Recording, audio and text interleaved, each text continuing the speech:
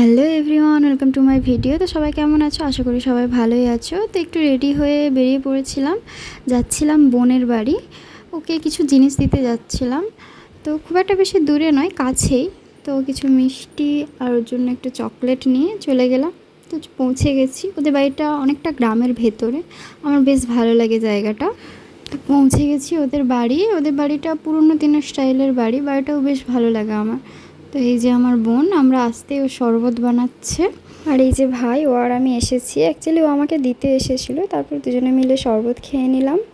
ও বাড়িটা ঘুরে দেখতে চাইলো, তো ওকে আমি নিয়ে গেছিলাম ওপরে বাড়িটা ঘুরিয়ে দেখাতে। কারণ বোনের শরীরটা একটু খারাপ, তাই ওকে বললাম তোকে আসতে হবে না, আমি দেখিয়ে দিচ্ছি। আর এই যে এটা বোনের রুম।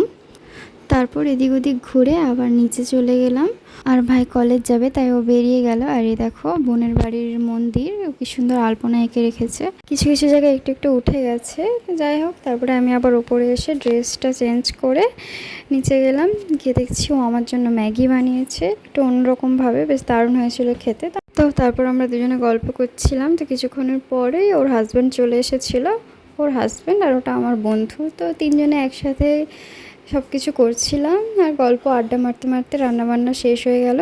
তো ডিউটি যাবে বলে আগে খেয়ে নিয়েছে, তারপর আমরা সবাই খেতে বসে পড়েছিলাম। তো খাওয়া দাওয়ার পরে ওদের বাড়িটা একটু ঘুরছিলাম। এত গরমে আমাদের ওখানে থাকা যায় না, কিন্তু এদের এখানে এত সুন্দর বাতাস দিচ্ছিল। মাঠের ধার, চারিদিকে পুকুর। তো আমরা দু বোনে কিছুক্ষণ গল্প করছিলাম, তারপর একটু রেস্ট নিয়ে নিলাম। ওর বিকেল হতেই ভাই আমাকে আনতে চলে এসেছিলো। তো দুজনে মিলে বাড়ি চলে গেলাম। তো ভিডিওটা এখানে পর্যন্তই। ভালো লাগলে লাইক কমেন্ট শেয়ার করে দিও। চলো টাটা।